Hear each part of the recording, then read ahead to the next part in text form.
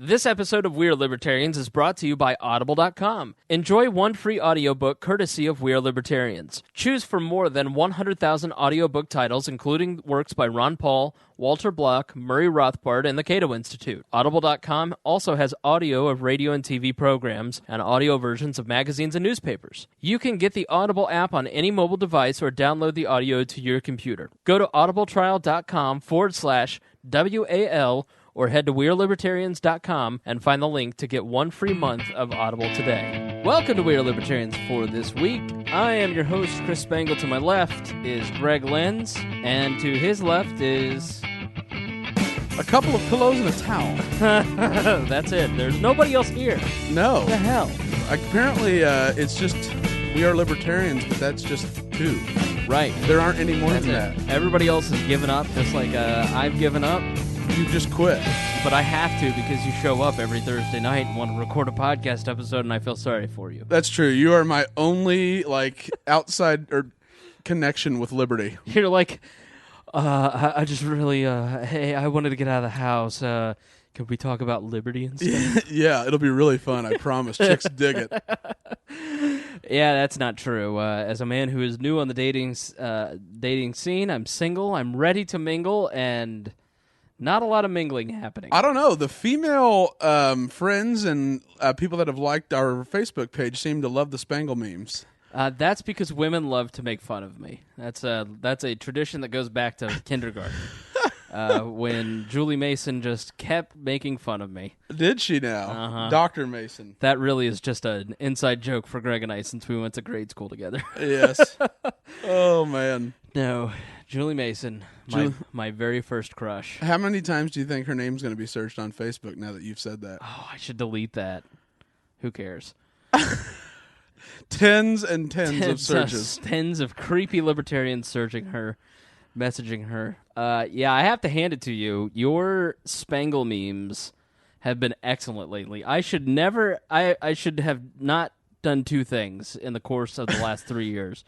Number one, posted a lot of pictures of myself, but listen, when you are as egomaniacal and as good-looking as I am, why wouldn't you? Why wouldn't you? Yeah. People want to see my face. Give the public what they want. And secondly, I never should have taught Greg Photoshop. And it actually started because I asked you to do a meme because I wasn't sure what they were. And this was back in the period when you would call them memes and I didn't know any different.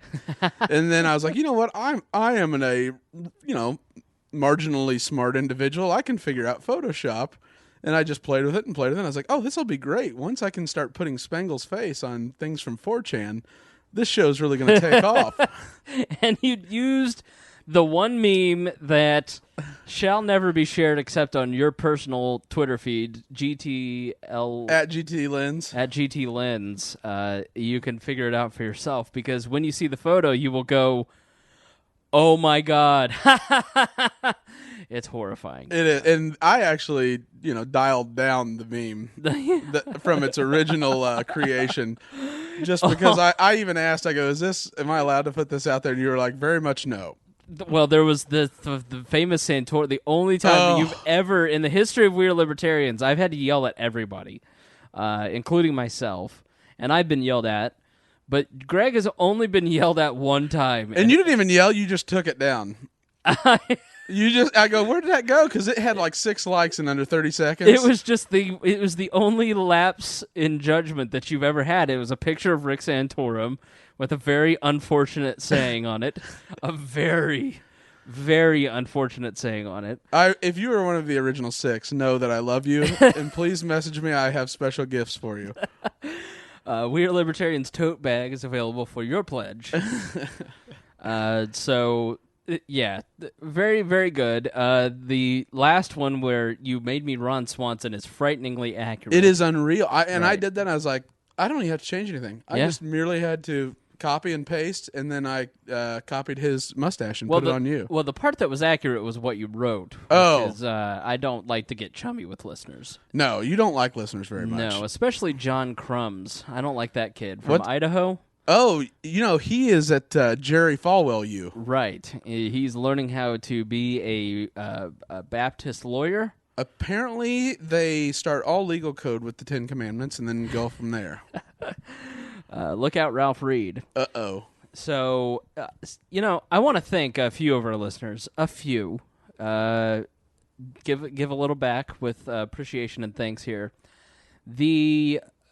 About once every couple months, I open up my mailbox and I see a glorious check for $30. Very nice. This is the third or fourth time this has happened. And, we put at the beginning of every episode a little commercial that you all skip through by now for Audible.com, and that's where that money, that offering from our listeners to the dear leader, if you will. Sacrifice, really. That sacrifice that you all have made comes from buying Audible.com. So if you go to the We Are Libertarians website, you can scroll down on the right, and you can find the link there. I think it's audible.com/WAL, maybe. Yep, I don't even remember what the link is.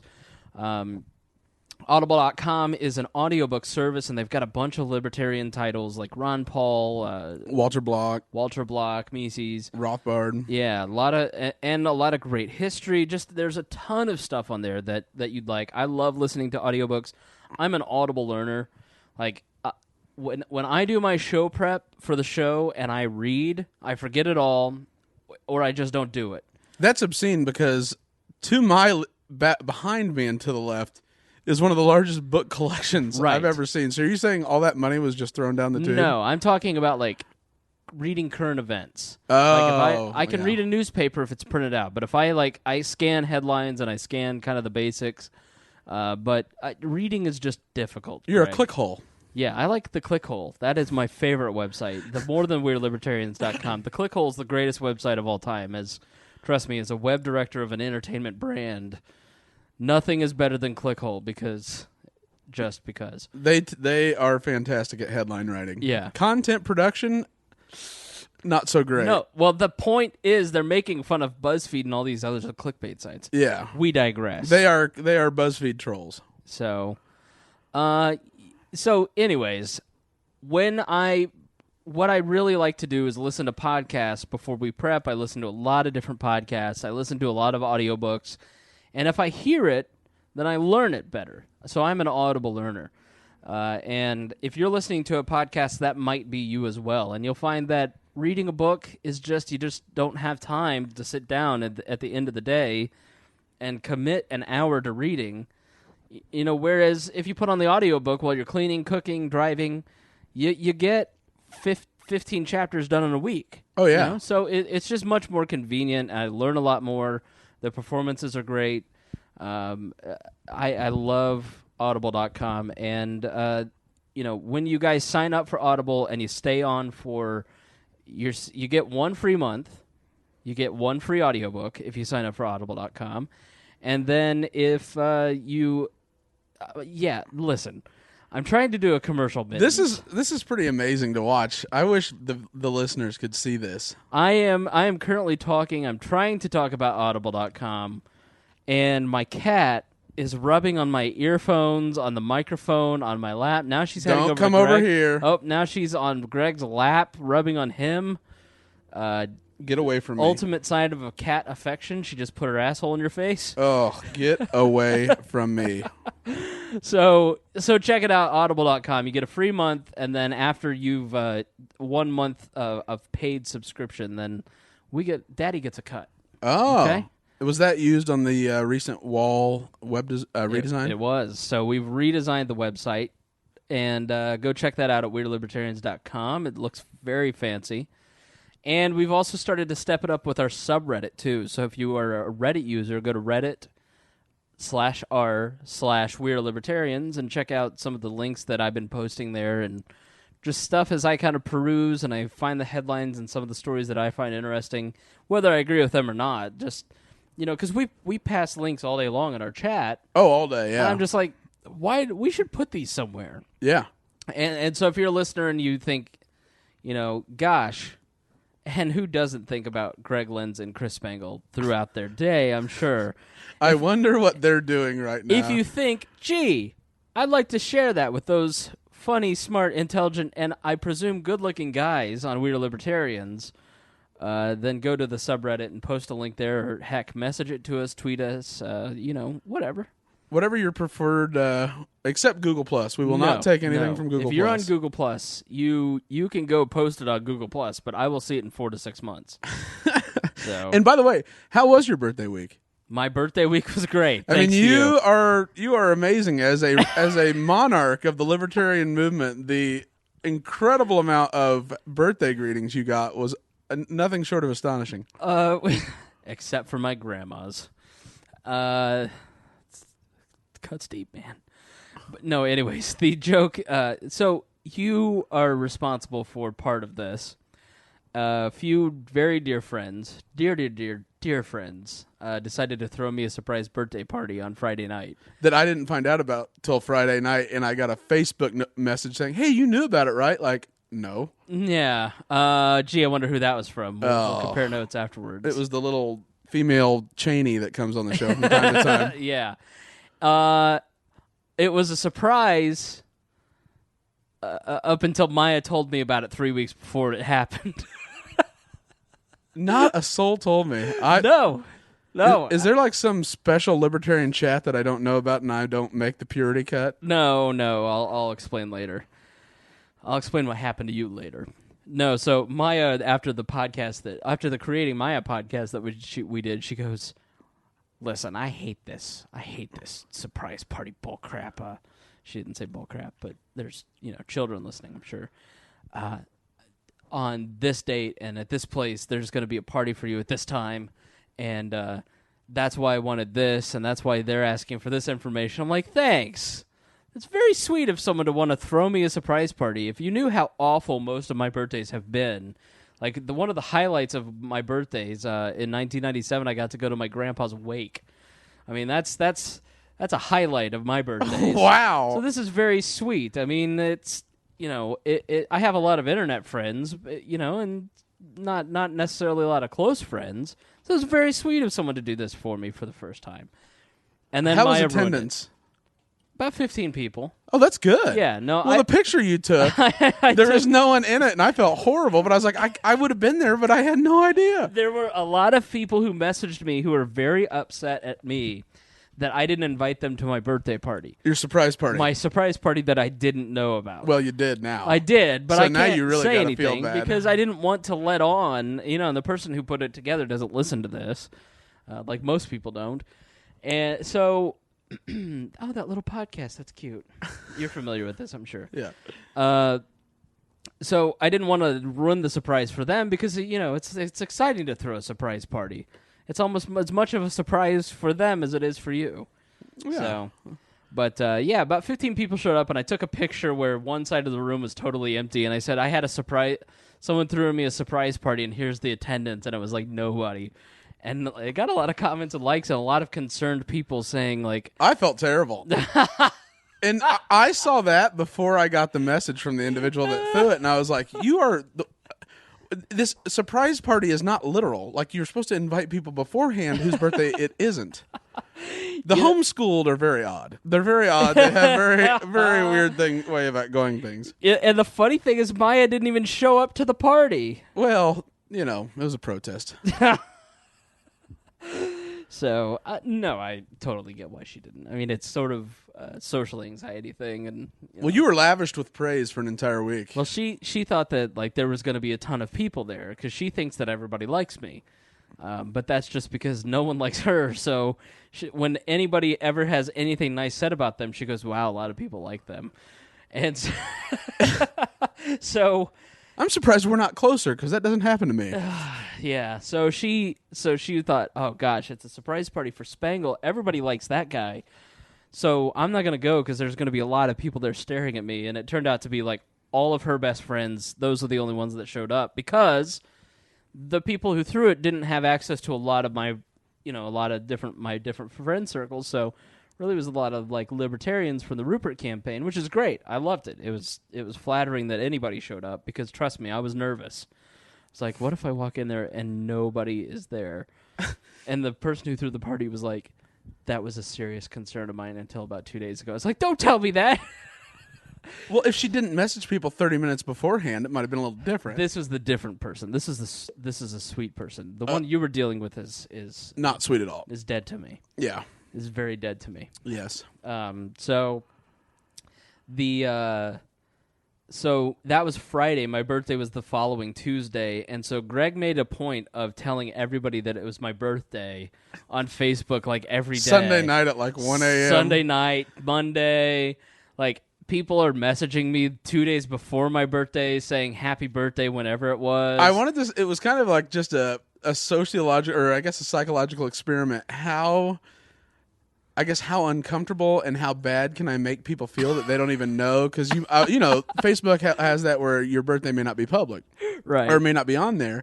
And so I was like, I'm just gonna sit back and push one domino and see what happens. And it was hilarious to watch. It was the best birthday present anybody gave me because I'm sitting there like 2 or 3 days before getting these horrified messages. I'm so sorry I missed your birthday. Happy belated birthday. I don't want you to take offense to this. Like, my birthday's in 3 days.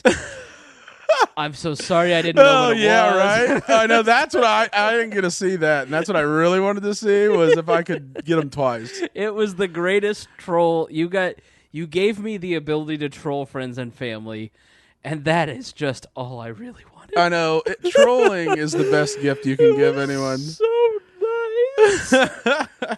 I'm sure there was lots of sympathy and empathy and all these people telling you what a bad person they were, and you were just kind of nodding your head in agreement while reading it. And then I'm just like giggling, and I'm like, it's in 2 days. I'm so sorry I didn't know. Well, they missed last year's. Yeah. So, it was very nice. It was made me feel special. You are beloved, even as a monarch. It's very important to make me feel special, okay? I have a very fragile ego. You only have 5,000 Facebook friends to cry to. Even my cat hates me, though. I mean, look at her. She's trying to swat it. Hey, I'm talking about you. You want to talk? Say hi. Oh, that failed. Yeah. Which one is that? That's Mittens. You're fired from the podcast, Mittens. Well, should we talk about the world that's going to hell in a handbasket? Well, you can talk about it, and I'll just go, that's a good point, Greg. So what do you want to start with? Well, what do you know the most about? Outside of the Quebec separatist movement. You son of a bitch. That, by the way, has reached critical mass to the point of annoying me, so I don't know if that was the goal, but it's annoying me now. That was absolutely the goal. Like, you make a few jokes about how Canada's the devil, and now I can't go anywhere or do anything without being referred to as Canadian. As the Canadian. The Canadian. I'm the leading Canadian. Like, everybody has they separate people in their Facebook and social media friends into the box. Like, that's the Libertarian guy. That's my college roommate friend. That's, high school friends. Right. I follow this guy for the news. Like, all of a sudden, I'm now the Canadian guy for people, and I am not happy about You're like this. the polar vortex watchman, is Right. what you are. Everyone just waits to see what kind of awful Canadian thing you're going to do next. People are posting Canadian stories, and like, was this you? It's like, I know I'm not committing crime in Vancouver yesterday. God bless Troy Hill. Oh, God and Troy's bless the him. number one offender. Troy is fantastic. He is now at the point where he feels comfortable enough. We only met once, but he feels comfortable enough to just send me pictures and ask me to Photoshop things for him. That's son of a... our relationship has gone to a very intimate level. Two grown men swapping photos of another grown man. Another grown man saying, how can we giggle about this? Yes, this is... I'm going to have to ask you to leave. I know, right? And take Mittens with you. I know. But... I don't care. Let's, You want to talk about President Obama's, grand design for saving the world, or would you rather talk about those drunks that want to separate from the people with bad teeth?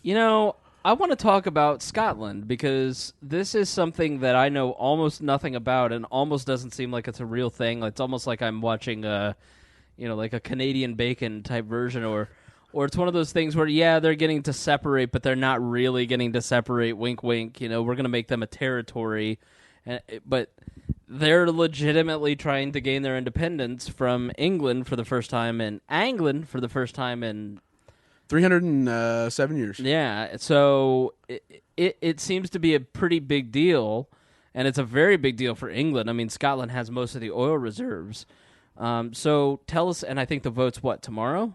The vote's going on right now. The vote's happening or no, right now. Sorry, no, Thursday. Sorry, I keep thinking today's Thursday. It's actually Wednesday. It's Wednesday, so we're recording this on September 17th of 2014.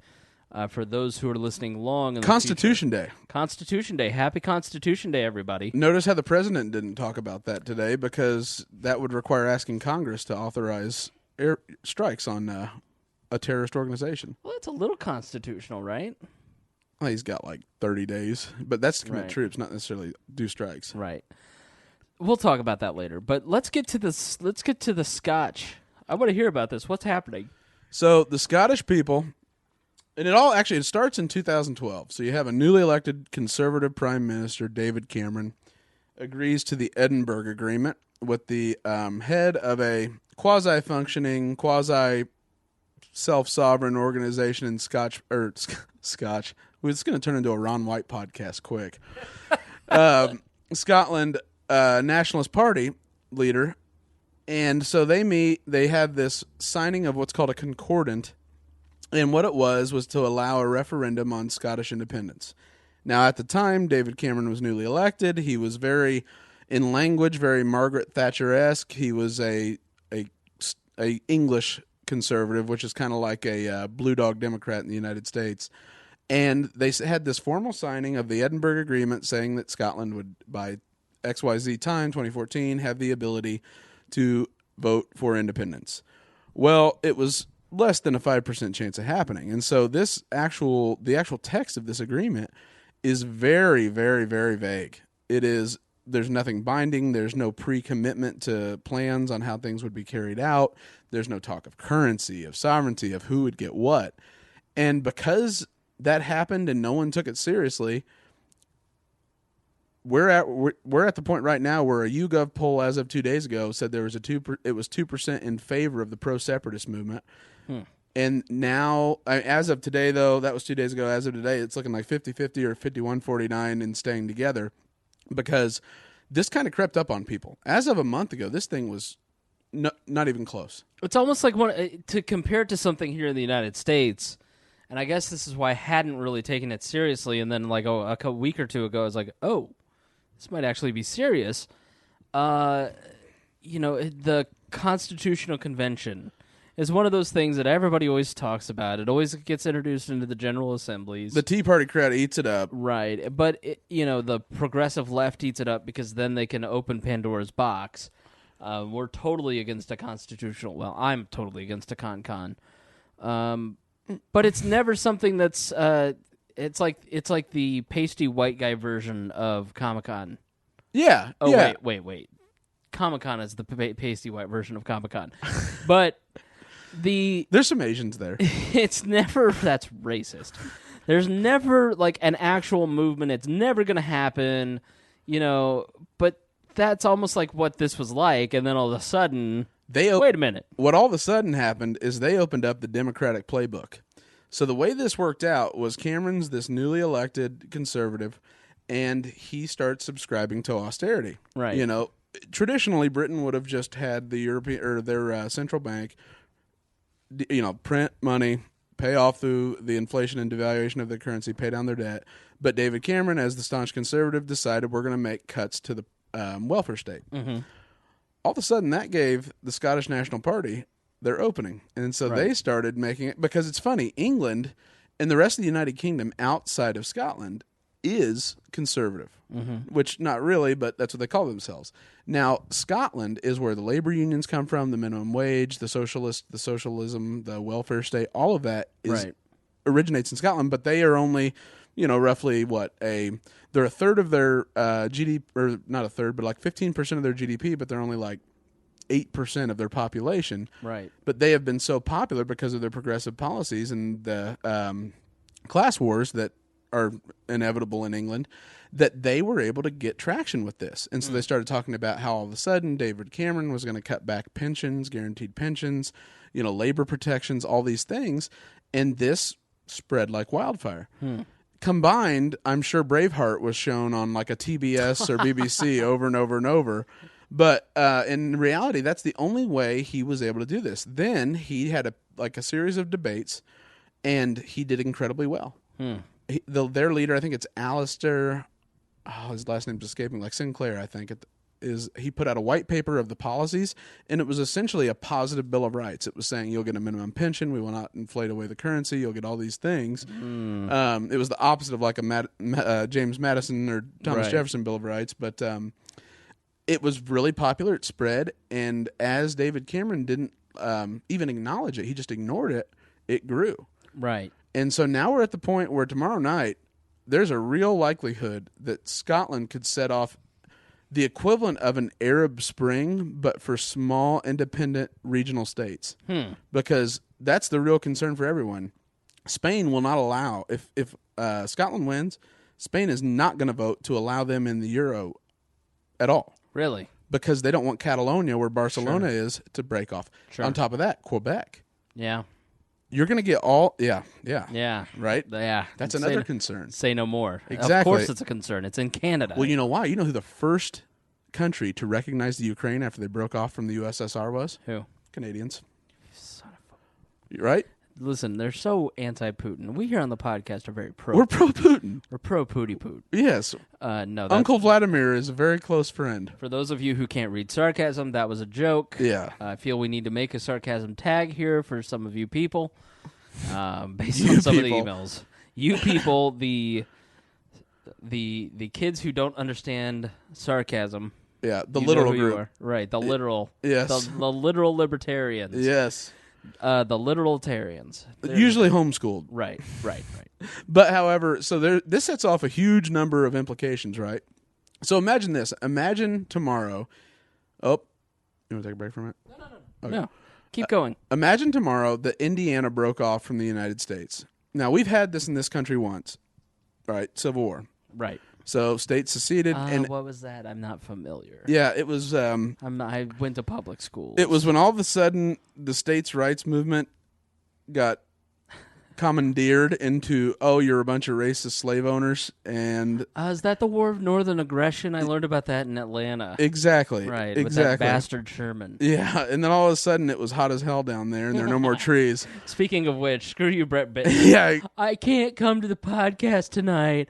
I'm too tired. I've been busy. It's been a busy week. I've been up since 5 a.m. and it's 9:11 right now. Did Brett Bittner? You invited him? I did, and he didn't. He no-showed. You never give me any idea who's going to be here when I walk in. Because he no-called, no-showed.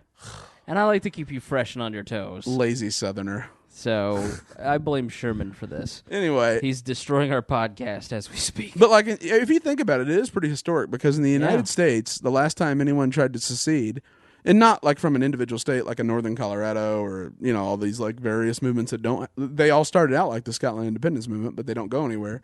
They never do it from the federal government, from the Union, and we killed what? How many people died in the American Civil War? 600 and...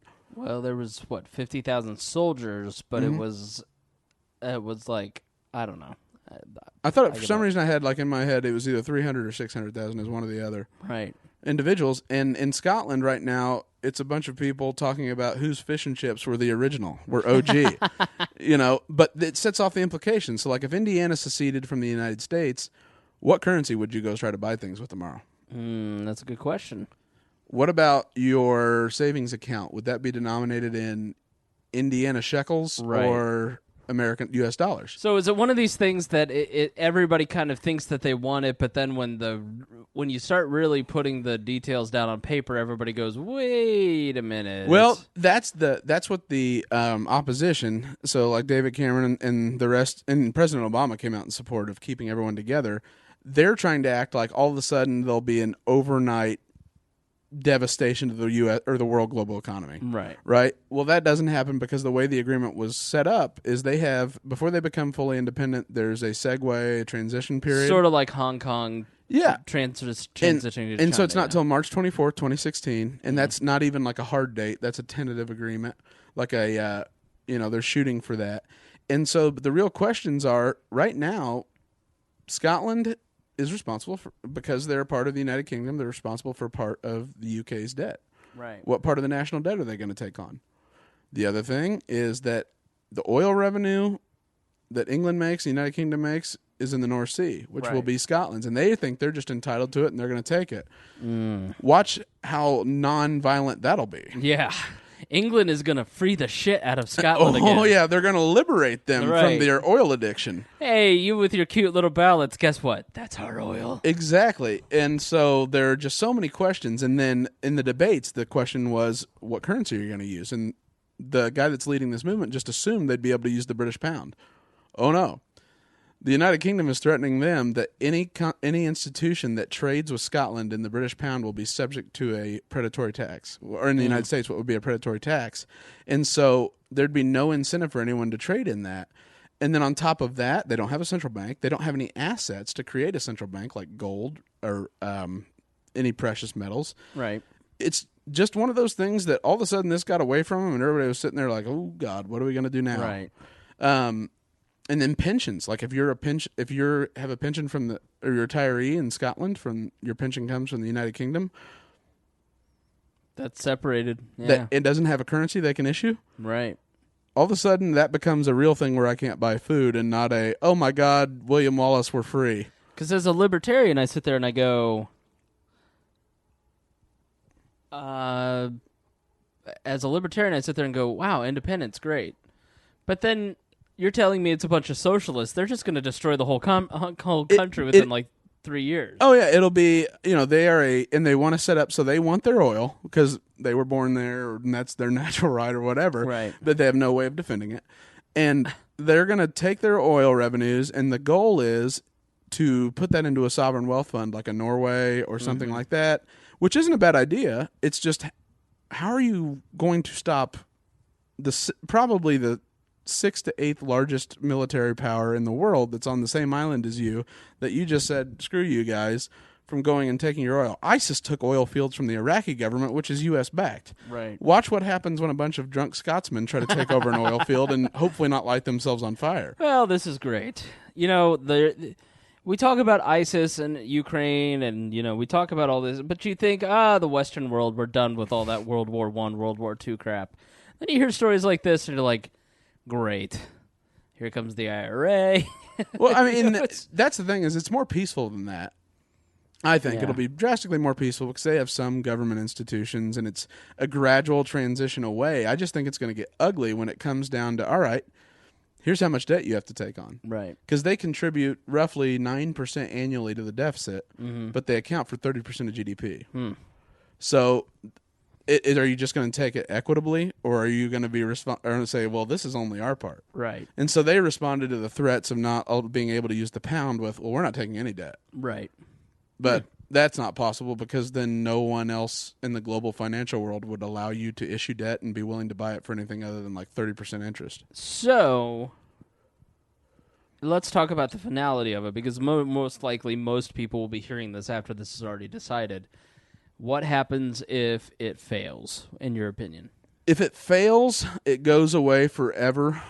And I mean, I'd say it's another generation, 60 to 80. Yeah, it's another generation before this comes up again. And by then, I think more and more nationalism's on the decline. Yeah. Would you agree? Oh yeah, I think the nation state, as we know it, is definitely being diminished because of the internet largely, but also economics, and I think people are just kind of the attitudes are just shifting. I mean, the idea that we're going to go to fight for Assad, for what reason? They don't have a country. They don't. I don't know. It's just you say you're doomed if you don't learn from history's mistakes. You're doomed to repeat it. And I think that there's been a lot of progression in the education part as far as nation states goes. Maybe I'm just foolish. I think you're right. But I view it as, especially with our generation, and maybe it's, again, grain of salt, maybe it's just because I'm a libertarian who's kind of evolved in thinking. When I think about the immigration issue, I just say, I really don't care. When it comes to war, I'm not fighting for my country and the values that we have as Americans. I'd be fighting for the government. And I don't agree with the government. Like the idea that America and what America stands for and the values that we have and the common history, the idea that is best held by our government is just not something that I agree with.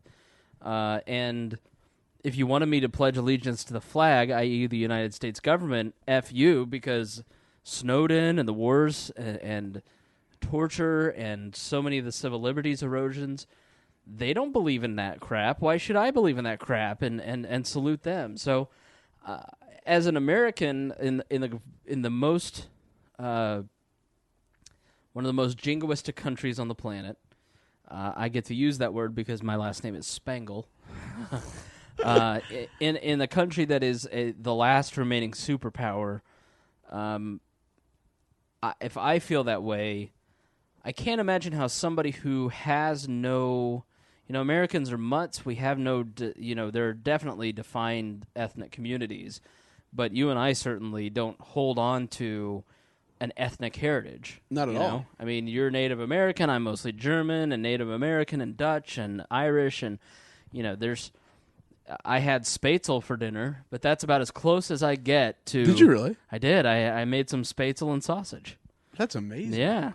I'm a Bavarian man myself. That's my roots. Well, no, that's not even national. Well, it used to be. Not anymore. Spätzle, for those of you who don't know, is like a German egg noodle, and it just tastes like every other egg noodle. It's just shaped different, but it's delicious with a little brown gravy. And that's about as close as I get to my culture. Spangle is from the cupbearer of Würzburg, in Bavaria, and that's all I know about my heritage. But then you go to a place like the Middle East where you're still attached to the historical clans or it's tribal. The lineage, the tribes that you came from.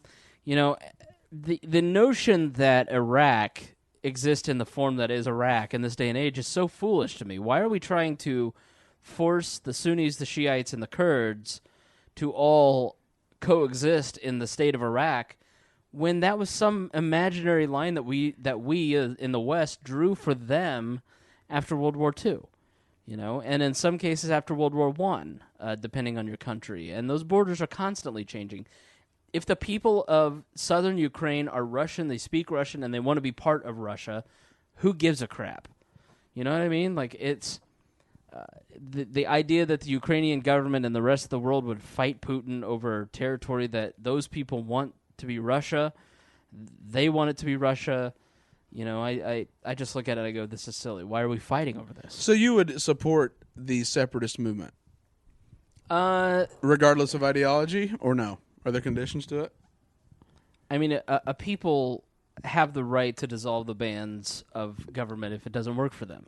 It's one of our used to believe that. It's one of our founding principles. Yeah, Till the Civil War, and then we very much decided we didn't like that. And I've written about segregation, and I've written about the binds that tie us, and you can find some of that at Weird Libertarians or ChrisSpangle.com.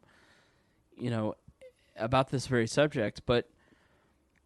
If Scotland wants to be independent and they vote a majority to be independent, then that's their right. It's their fate. I mean, do I think that even though they're binding the Scottish people by more government, and those that don't want to be there are still bound by that? It's the same argument that you could make for the founding of the revolution here in America. I mean, there were plenty of Tories, plenty of people who were loyal to the crown. Estimates are anywhere from 20% were loyal to the crown up to 60 to 70% were loyal to the crown. It depends on what newspaper at the time you're reading.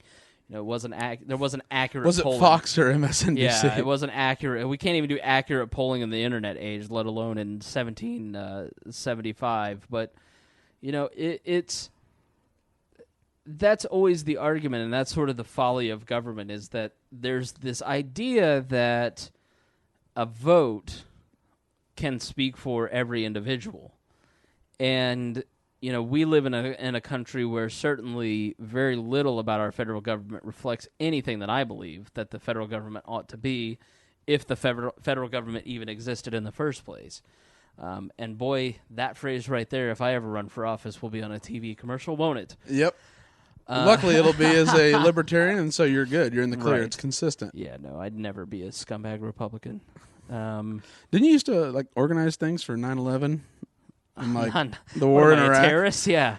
I used to organize things for 9/11. Thanks. I'm going to have the FBI at my door. Well, you've already had the Secret Service, so I figure why not just add the next one? I really do. Now that I'm not in LPIN leadership anymore, I need to go post that video of the Thanksgiving, day after Thanksgiving. It was a Support the Troops rally in 2003, and it was a pro-war rally with pro-war Republican congressmen and pro-war... Whole lot of they hate our freedom crowd was there. Let me show you the enemy, and the enemy was me. Oh, I was such an idiot.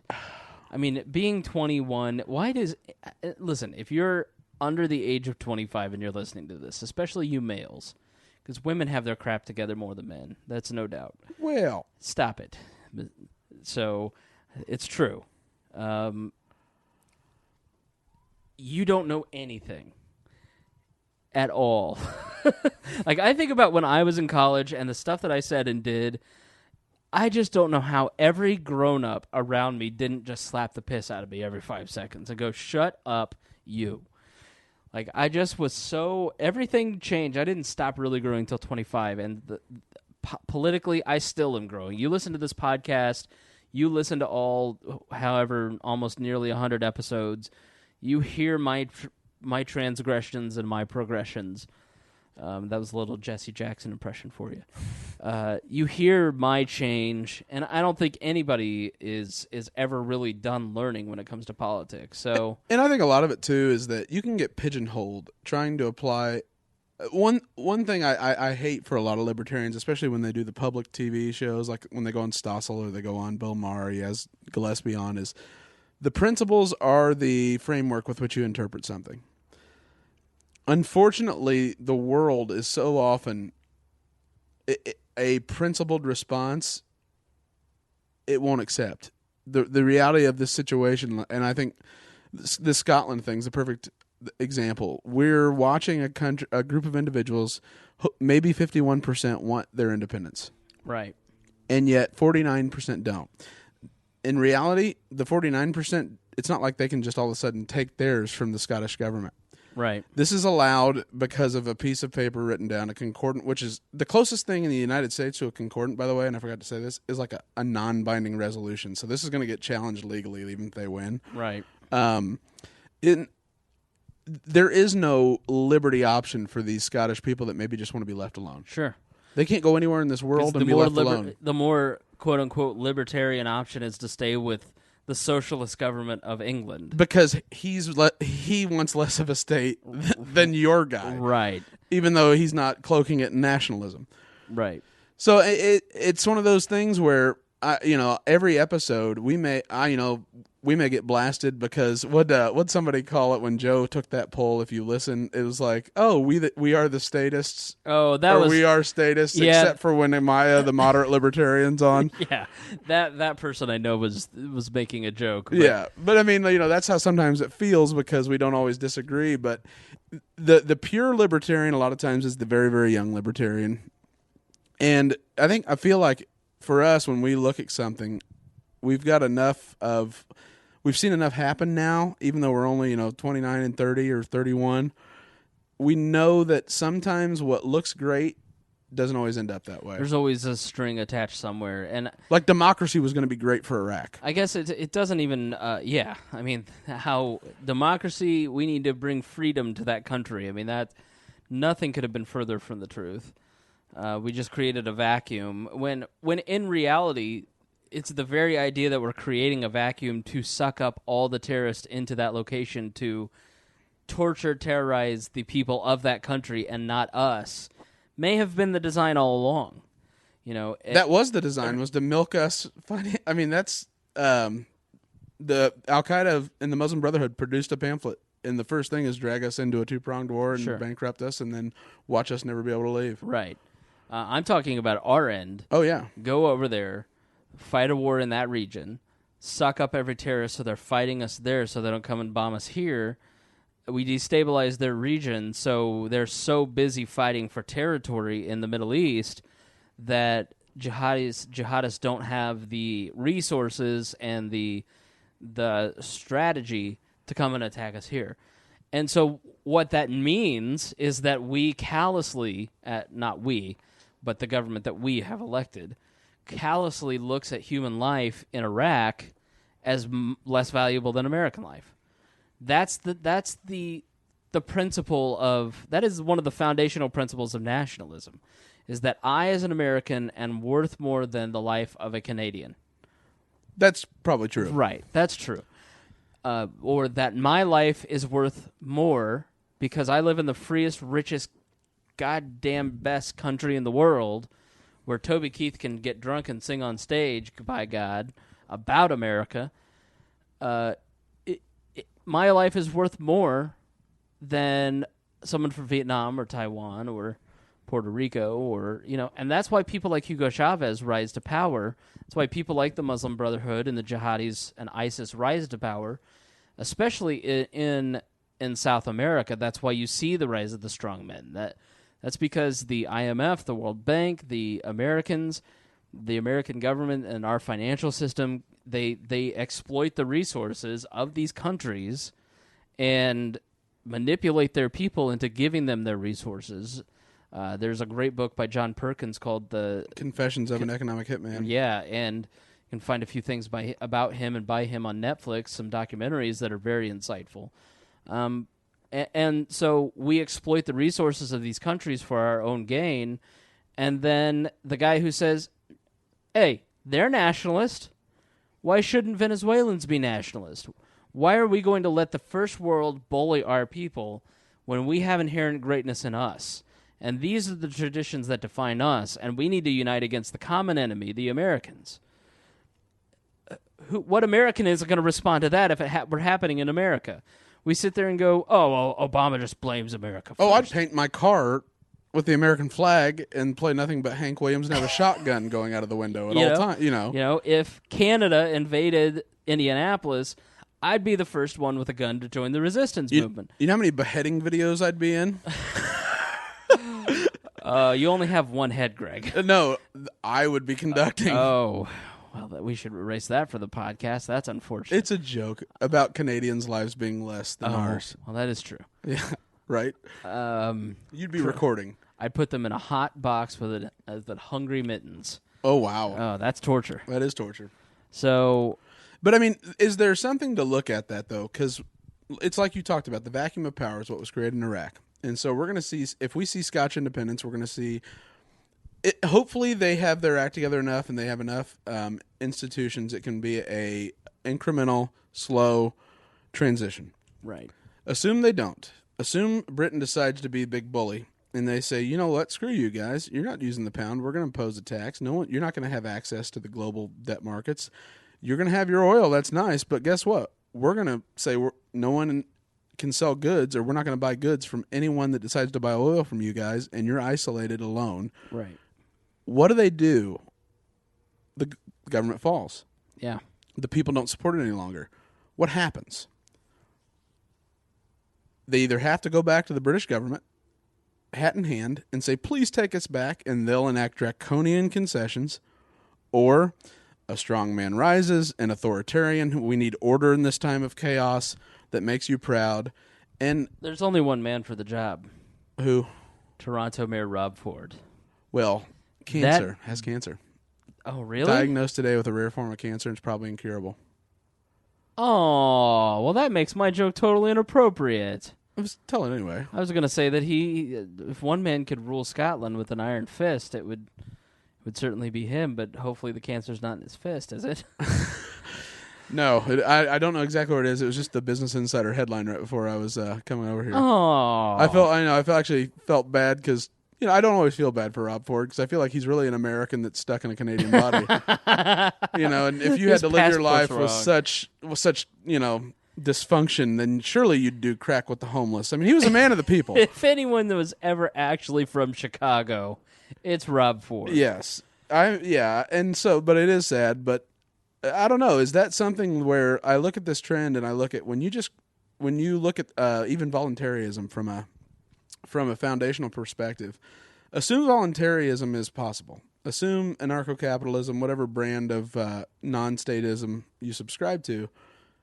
who's going to stop anyone from ever rising and forming a band of individuals who decide to impose their will against the minority? Sure. What is the backstop? And so as a libertarian, I always struggle with, is minarchism the actual endpoint, or is it anarchism? And I fight it all the time. And the only reason why is I say, what's to stop?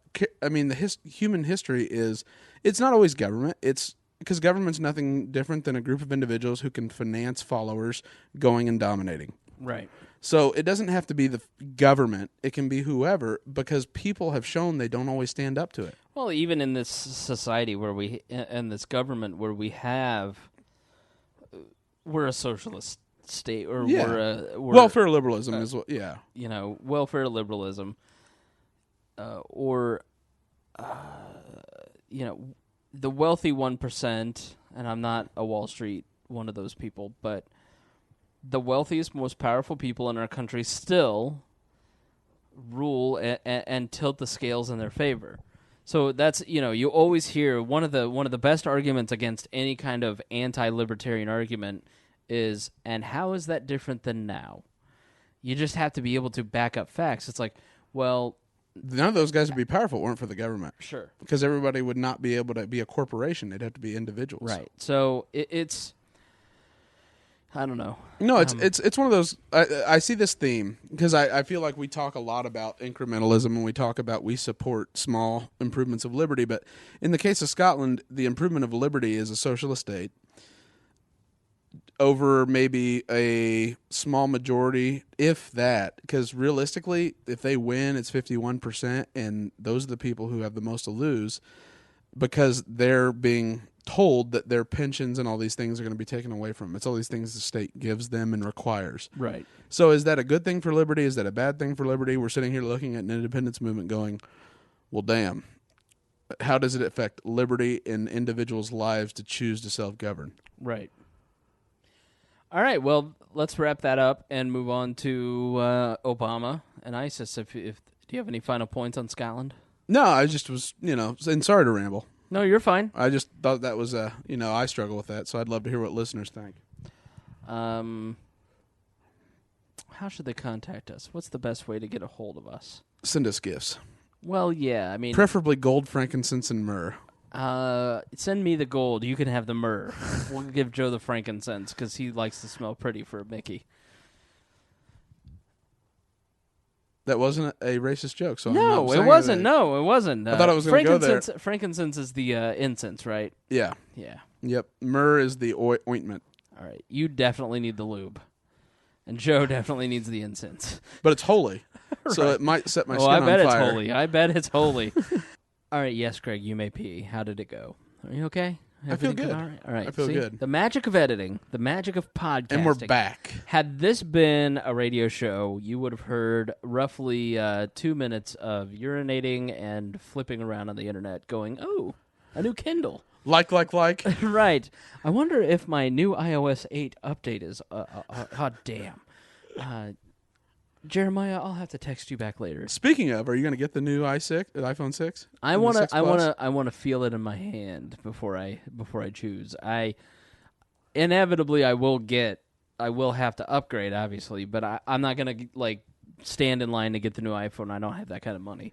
But the bigger size definitely needs to happen. But I saw a phone today. It was an Android phone. I mean, it was the size of an iPad mini. Yeah, It was ridiculous how big it was. I mean, it was huge, and it was about the size of my Amazon Kindle Paperwhite, which is kind of the smaller e-reader. It just was crazy big. And do you think those things that you clip on belts are going to come back, except they'll be razor thin? I've been wearing a fanny pack for 3 months trying to make it happen. You're trendy. And people are just like, stop trying to make fetch happen. It's not going to happen. So, speaking of stop trying to make things happen, it's not going to happen. Let's get to Barack Obama, because he seems to try and get things to happen, and then they never happen. Although he might actually get a war. Well, he was going to bring our troops home. And then that didn't happen. Then he decided to name troops strategic military advisors and send them back to Baghdad. Well, that's a long tradition started by John Kennedy. Yeah. He's just following in the footsteps of the great John Kennedy. I say just outsource it to Blackwater and make Dick Cheney even richer. Why even mess around? Dick Cheney. Old Dickie. He's salivating right now. He can't wait to go kill some terrorists. So, I'm going to go waterboard those sons of bitches. So, Donald Rumsfeld is the head of the Department of Defense, right? And Well, Paul Wolfowitz designing the strategy. And pretty much, except the difference is we have a Nobel Peace Prize winning president that is, in fact, declaring war on a quasi-state terrorist organization who really, in a lot of the places they rule, are preferred. Okay. They are. I mean, they just are because they create stability. They're like a dictator. You know, the majority of people like them, unless you have a vagina, then they're not crazy about them. The women and the Shias and the Christians and the Yazidis that were trapped up on a mountain. Yazidis. Not huge fans, but the Sunnis, You know, the male Sunnis, big fans. Big fans. Big fans. You know, it's always messy. It's never clean. Listen, democracy is tough. Yeah. Oh, clearly in Iraq. Right. So when you're trying to install a new government, listen, it works if you're a Sunni male. I don't know. I just look at this and I don't understand. Far be it from me, the libertarian guy, to say. On one hand, I'm really glad that Barack Obama is totally incompetent. Like, he is really, really incompetent, especially when it comes to foreign affairs and these sorts of issues, because his heart's not in it. Like, George Bush and Dick Cheney and Donald Rumsfeld and Paul Wolfowitz and those guys, they really wanted to go to war. Let them keep their money, we'll cut taxes, and we'll do whatever the hell we want and talk about freedom. Right. Barack Obama is a self-conflicted man who is getting the same reports that George Bush, and I always kind of refer back to the Glenn Beck story, and I have really no reason to doubt that George Bush would say this, even though the source is Glenn Beck. But he said, he was meeting with Barack Obama, or he was meeting with George Bush in the Oval Office on the same day that Barack Obama was coming out with like a foreign policy speech. And Beck asked him about it, and he just kind of smirked, and he said, well, you watch. The template is already set. There's nothing that man can do. And as soon as he gets in here and starts seeing the same security briefings I'm seeing, not much is going to change. It's something along those lines. Drone strikes increased. Yeah, he just put the pedal to the metal on a lot of what Bush was doing. So there at the end, I mean, obviously putting the pedal to the metal by invading two countries and many, many more, just not directly. Although we were welcomed a little bit better than ISIS was when they took over northern Iraq and Syria. Right. So, there was a lot that, like, Obama seems to me, and I've said it so many times, and I'll say it again because it's been a while, Obama to me seems to be the type of guy who had these grand visions, who really thought he could change things, and if anybody could do it, he had the charisma in his own mind to make it happen because of his personality and his stardom. And then he gets the office and he realizes there's really not much he can change and there's really no reason to try, and gee, why don't people like me? And I'm not really actually a Muslim from Kenya, and like, he just gets bogged down by it. He's just sort of the sad figure smoking in the corner at this point. I mean, he just really the PR nightmare of this entire situation. We don't have a plan. Couldn't telegraph weakness more than that as a war leader, as a war president. And then the General Dempsey going before the. I mean, the Joint Chiefs of Staff goes before the Senate and the House and says something to the effect of, well, I know the president says he doesn't want boots on the ground, but I'm sure that once he takes a look at things, he'll change his mind. That's a huge PR cluster because the president had to fly down there on his ground right. and say, lock it up. Right. And he can't fire him because he fired McChrystal, and like every right. general's like, no, this guy. He's fired as many top generals as Lincoln has at this point. Oh my God. I mean, and all for insubordination. So it's another telegraphing, it's another signal from the military that they don't trust this guy. He doesn't know what he's doing. They get in his way. But then again, as a libertarian, the fact that this guy doesn't know how to he doesn't have a plan. He doesn't know what he's doing. he can't really get us into a war because he doesn't know how to get in one necessarily. He's conflicted about it. Because even if he just came out not and bad. acted... No. Not a bad thing. It depends. Unless you're Greg Lenz and you just want to bomb freedom into every corner of the planet where there's somebody who isn't white. Well, that's pretty mild, actually. Listen, we'll leave. The thing is by announcing, it's the biggest issue is the president. Yes, I would agree with you. This guy had grand designs for the very makeup of the welfare state in the United States. He fashioned himself as a new FDR. Right. The problem is the rise of the Tea Party, and for whatever reason, people decided he just wasn't populist enough. Mm-hmm. Like FDR, it didn't even matter. Like, he was a man of the people. Like, he almost packed the Supreme Court, and this country would have been immeasurably changed forever. Would not exist as it does today. Right. But Barack Obama, for whatever reason, came off as an elitist intellectual with grand designs, not a populist man of the people like a Huey Long.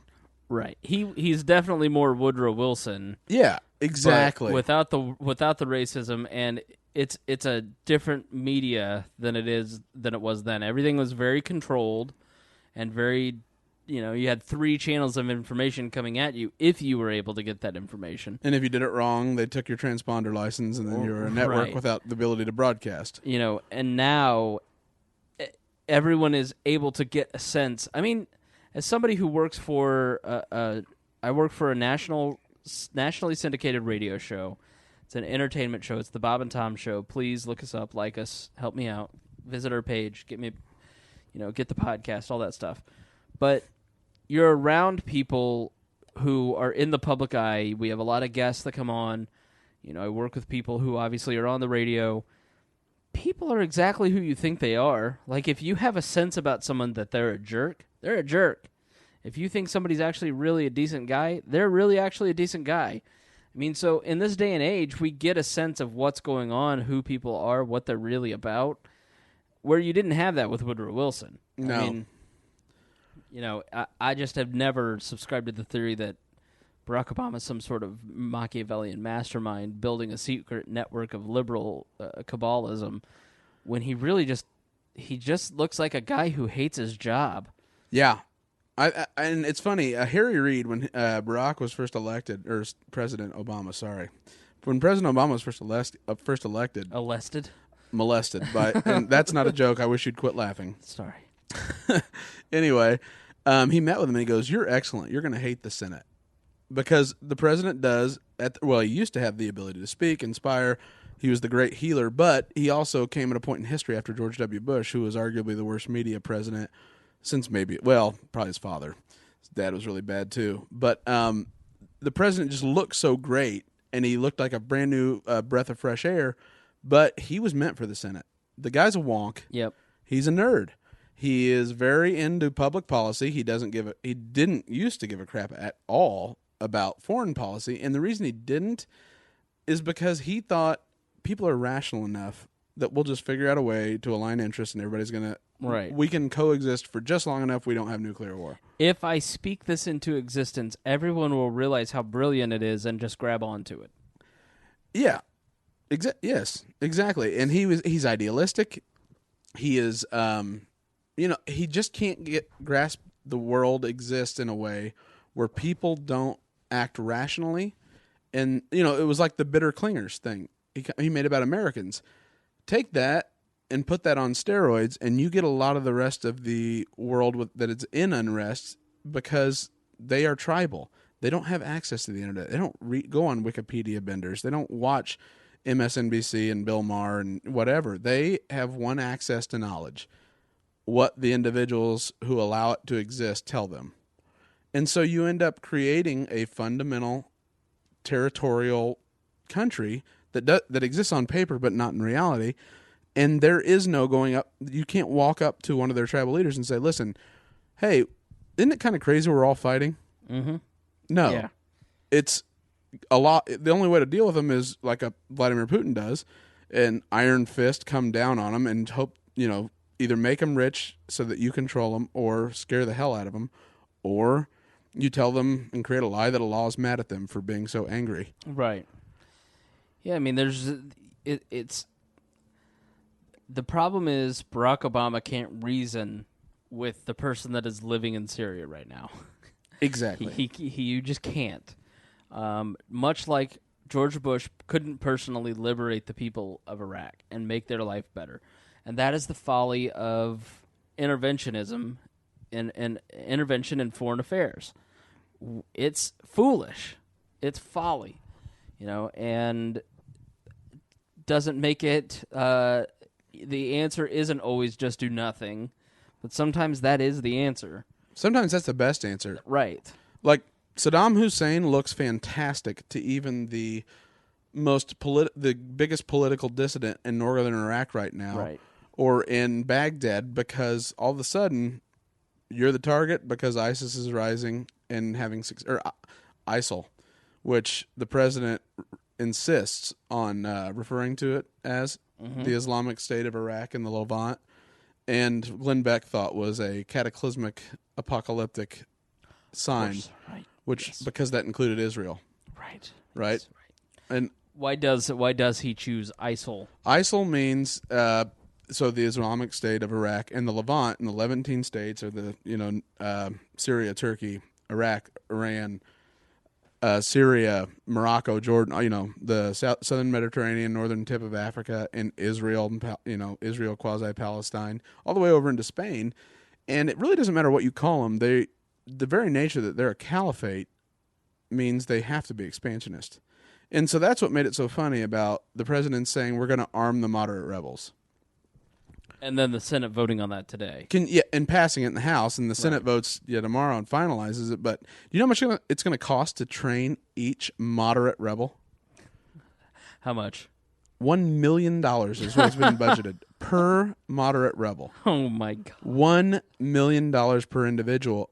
And in reality, the last moderate rebels we trained are the ones who are getting ready to go fight and train their moderate rebels. Can you imagine how much more moderate they must be than the guys that were more moderate than them the last time that we're fighting all of a sudden? The last time an American politician was in Syria taking pictures with moderate...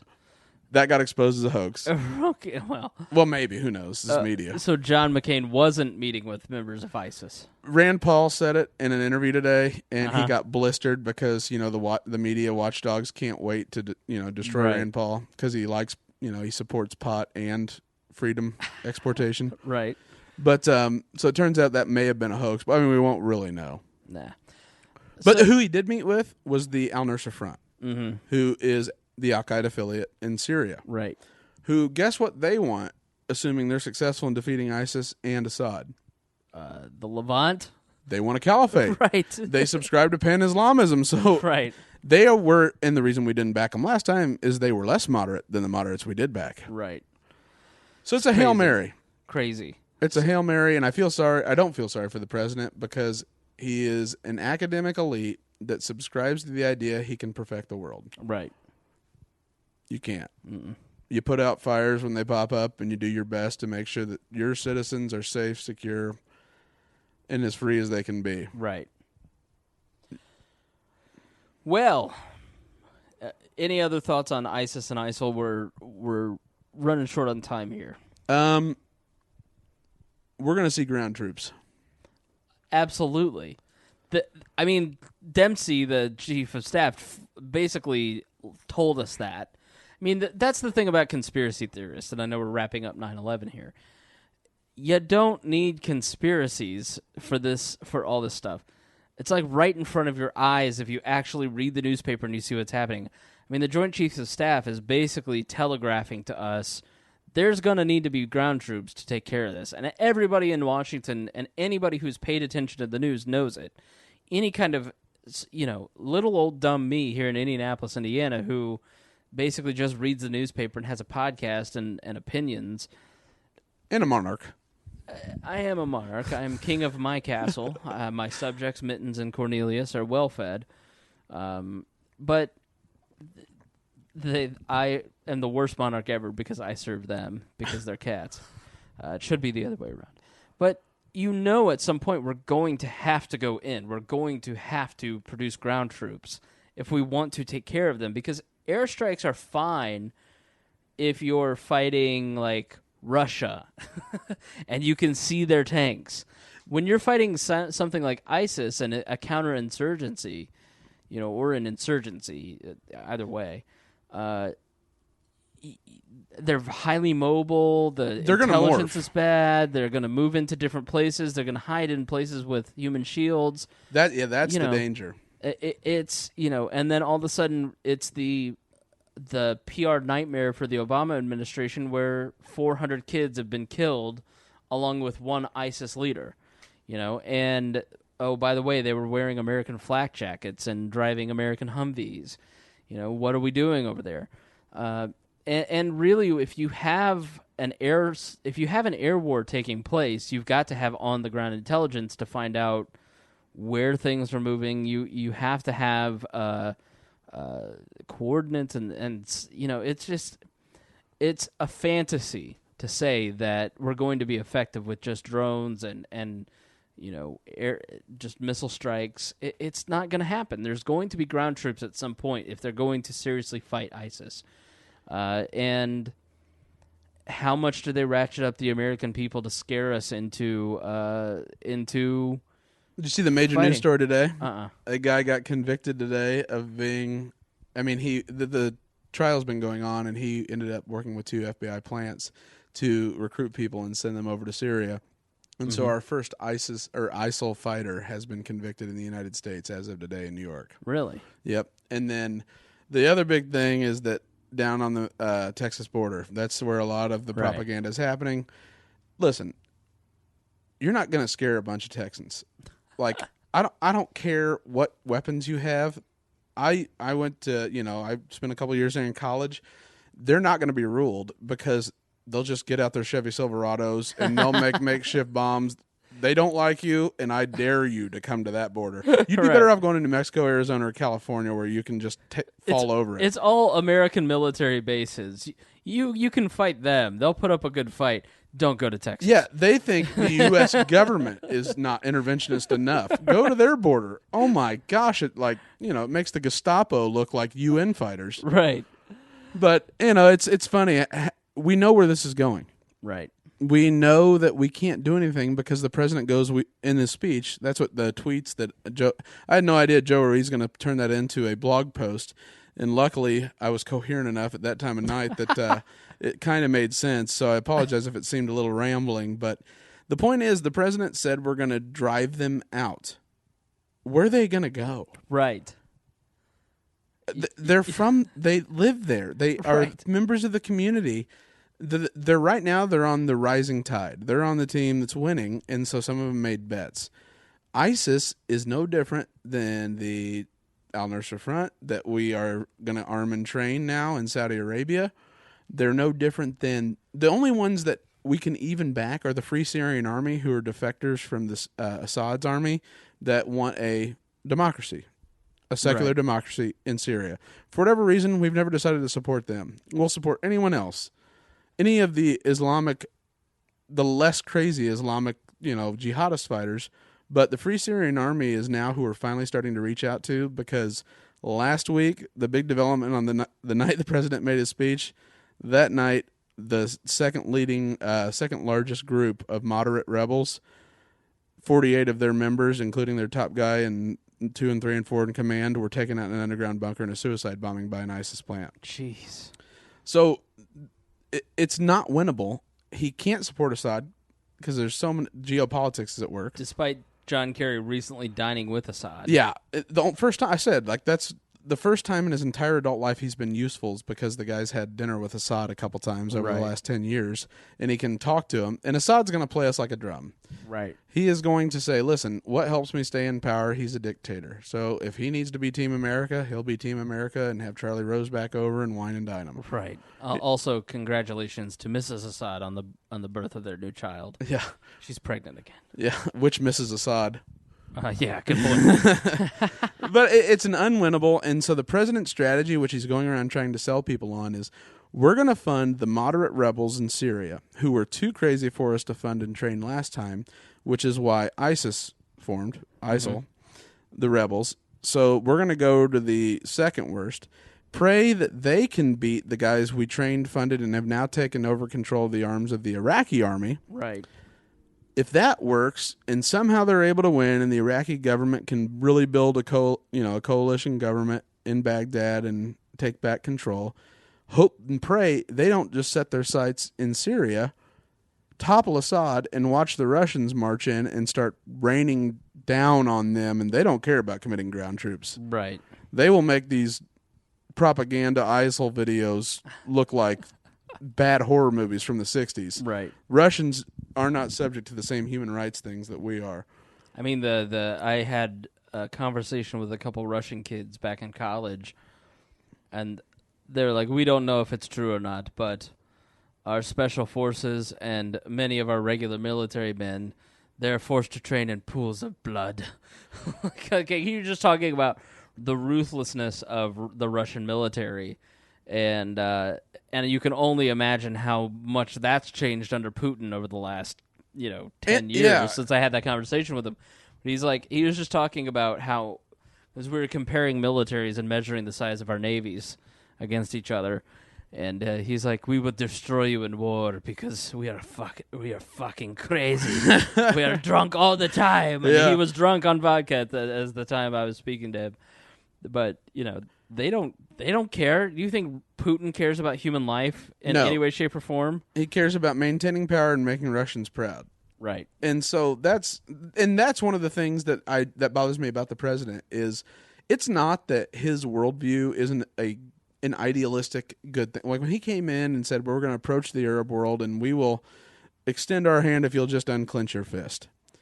He made a big bet and he took it's not an amateur move, but it's you've given up any hope of ever scaring anybody. Mm-hmm. And so all of a sudden the Arab Spring props up. And I think a lot of us, and even myself and Timothy included, looked at the Arab Spring and said, that's a good thing. Right. In hindsight, terrible thing. Mm-hmm. For freedom and for liberty of individuals. That's what scares me about the Scottish movement, is that they get independence and all of a sudden they're a whole lot less free than they were under David Cameron. Sure. But I think it'll be interesting to see. The president he just made a strategic mistake. He's dealing with it. He's throwing a Hail Mary, praying that they'll be able to defeat ISIL. The Iraqi government that's shown no signs of being able to form a coalition and moderate democracy, inclusive democracy will work, and that those rebels won't all of a sudden turn around and turn on Assad and take over Syria and turn it into a Islamic state, because they don't make any bones about it. The leader of the Al-Nusra Front, who's the strongest moderate rebels, wants a caliphate too. He just doesn't want Baghdadi as the caliph. Sure, he wants to be the head of the caliphate, right? Yeah, and now we've got a prisoner in Saudi Arabia saying that they want to be the caliph too. Right. And what's really funny is everybody's all over ISIL for beheadings. They've had 19 in August. Right. Saudi Arabia had 46. Of their own ally. People. Yeah. Ally. Right. Oh, all right. Well, this has been an uplifting podcast, as usual. This is where you come for your doom porn here on Weird Libertarians. The Scottish are about to ruin the world, and then ISIS will take over. All of a sudden, the Scots will go on an epic bender, be hungover, and wake up, and why are all our children speaking Arabic? All right, final thoughts for the podcast, Craig. No, watch my prediction is that the referendum loses by about 7 points, and then watch what's going on. The airstrikes, which actually were effective today, but what's going to happen is, in my opinion, they're abandoning their strategic locations where they've set up government. ISIL is, so they're going to turn into like a Hamas or Hezbollah where they'll hide amongst the people. All right, well, I have no thoughts, as we all have learned through this podcast. But thank you for joining us here on this episode of We're Libertarians. Thank you to LRN.FM for carrying us, and for all of you listening for your gracious support. We apologize that this episode was so poor. Next time, we promise to do better next time. Music for We Are Libertarians is provided by Hoosier musician Brian Keith Wallen. Please check out his website, briankeithwallen.com. The song is Bad Spell.